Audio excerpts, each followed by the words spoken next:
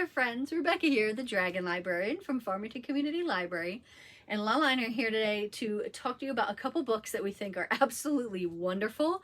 They have a really fun, quirky similarity between the two that when I read the second one, I just knew I had to talk about them both at the same time. Even though they are both thrillers and they both have very different stories, I thought that this particular similarity between the two is really great. It's actually a trending thing that's going on right now, I find, in not just literature, but in a lot of like different media aspects too. But obviously we're going to explore it in the books today. So I want to talk about, actually, first of all, the thing that links them both, which you can tell very obviously from looking at both of the covers. Okay, so the first book I'm going to be talking about is Home is Where the Bodies Are by Jeneva Rose and Horror Movie by Paul Tremblay. So as you can tell, looking at both of these covers, they both feature VHS tapes on the front. Yes, VHS is back, baby, and feature very prominently in both of these books.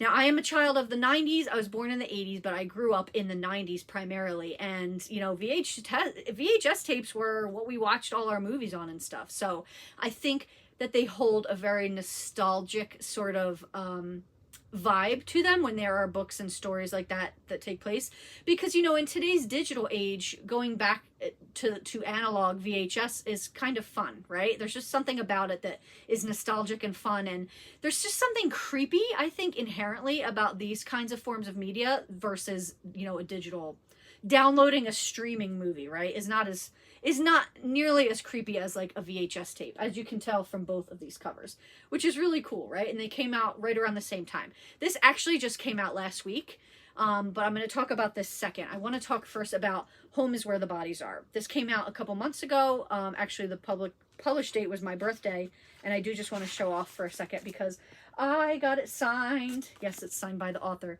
Now, this is a thriller primarily, right? It's a mystery / thriller, but leans more heavily on the thriller side. This is not this author, it's not her first book. I haven't read anything by her before, but this is the first book I read by her. But some of her other books are One of Us is Dead, You Shouldn't Have Come Here, The Perfect Marriage, but perfect is crossed out, The Girl I Was. So she's written other books before, and this is her newest one. So this is about a story of siblings and of family. So you've got 3 siblings in the story, Beth, Nicole, and Michael. And none of them have seen or really been in contact with each other for a long time, for various reasons, which I'll get into. But their mother has just died. So they are now all back at the house that they grew up in, you know, to settle the affairs, have the funeral, go through all the things. So Beth is the eldest. She is basically like, has eldest child syndrome, if you know about that. If you are an elder child, you know all about that. She is the careful one. She is the one that is always reliable. She's the one that actually stayed with their mother to you know, help her out when she was getting sick and everything like that. So Beth feels like she knows her mother really well. Nicole is a drug addict. She's been slipping in and out of, you know, being clean for a while. She's clean at the start of this book, but, you know, obviously she's fighting down some demons with the fact that her mother just passed. And Michael is the most successful out of all of them. He's the one that got away from this small town. He's went out, lived, you know, super far away, has a really successful job, makes a good amount of money.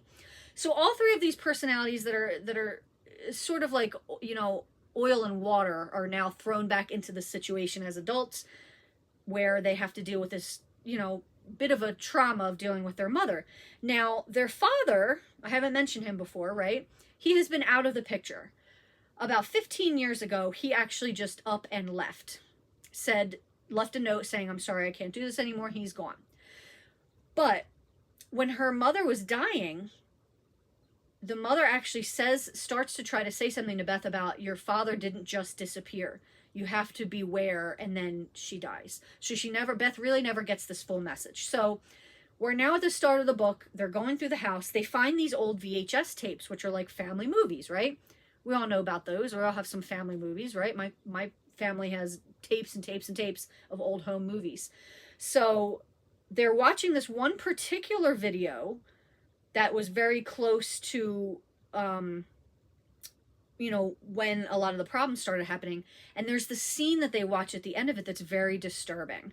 And the scene is basically implying that their mother and father know about this dead body.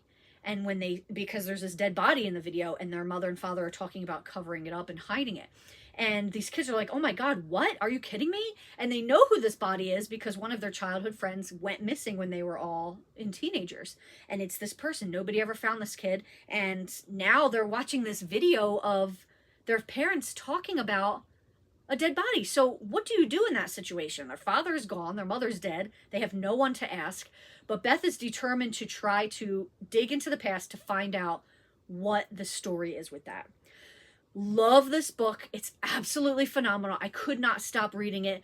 What I really loved about it is that the story takes place with all 3 points of view. So you're hearing the story from Beth's point of view, Nicole's point of view, and Michael. And they're all such different, unique, flawed characters that it was really cool watching the story unravel with the 3 of them in it.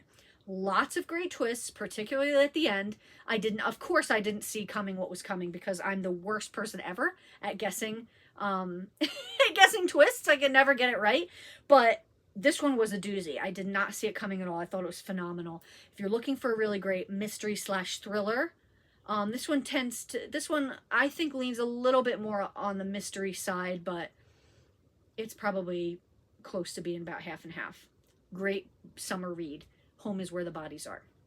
So the next one, another VHS book, right? Horror movie by Paul Tremblay. Look at those page edges. That's just beautiful. So this book just came out last week, literally a week ago today. And I thought, well, you know, I'm going to read it. It looks really cool. I read it in one sitting. Okay. This book is a little less than 300 pages. When I tell you I could not put this book down, I could not put this book down. Now, this book is definitely more of a horror / thriller. I think it tends to lean a little bit more on the thriller side than horror, but there are definitely some really, really spooky spots, especially towards the end. So I would really, really recommend, you know, if you're not really big into horror, maybe this is not going to be for you, but if you do like a little bit of it, I didn't find it to be particularly over the top gory or anything like that, which, you know, I don't really care for. So I thought this was absolutely fabulous. So this is about the book about a movie. The main character played this character in this film, this horror film that these people were making back in the 90s when he was just out of college. So he was filming this movie. He played a character called the Thin Kid, who was the you know, the designated monster / bad guy of this film, with some of his friends and acquaintances. So something happens with the shooting of this film that ends in tragedy. Nobody that was working on this film has survived except for the guy playing the Thin Kid. So fast forward, and I just realized this actually when I was looking back over the book, you never actually find out this guy's real name. That's crazy. I can't believe I went through the whole book and didn't actually realize this. And that's very, very important though. Once you get to the end, it makes a lot of sense why the author chose to do that. So now there's only been a couple scenes that were filmed of this movie that have been leaked online. So it's gained this like cult following of people just desperate to, you know everything about this movie that was made. Like, you know, lots of different reboots have been tried to done, but they've never come through. Well, now we're set in present day, and the main character, the Thin Kid, has been contacted because they are reprising this movie and they want him involved in it. So basically, this story is told from a few different points of view, mostly all from the Thin Kid. So you've got him back then when they were filming it. You've got him now when they're doing the reboot. But you've also, throughout the story, have pieces of the script. So you're reading the script as it's being filmed, which is absolutely incredible. This isn't a horror book in the way that you're thinking of in terms of like, it's constantly scary all the time and you're just like ready to scream. There's this slow building sense of dread and fear that just makes your heart start to beat faster, but it's not all at once. It's throughout the book. The fact that the author only gives you a little bit of information at a time, doesn't tell you what the tragedy is right away, doesn't tell you much about the Thin Kid other than what you're hearing as he's narrating, it's very, very fascinating. I couldn't, like I said, I could not put this book down. I thought it was absolutely fantastic. If you love horror/thriller books, if you love books about old vintage horror movies or like cursed film storylines, which is definitely what this is, I think you'll absolutely love this. I think it's a perfect movie for summer. I know it's not fall or Halloween or anything yet, but you know, we can celebrate scary stuff in the summer. It's summerween, right? Halloween and summertime, absolutely summerween. This is a really, really great story. The ending is so explosive. You just have to read it to find out. It's absolutely perfect. So, horror movie by Paul Tremblay just came out. Give it a shot. And Home is Where the Bodies Are.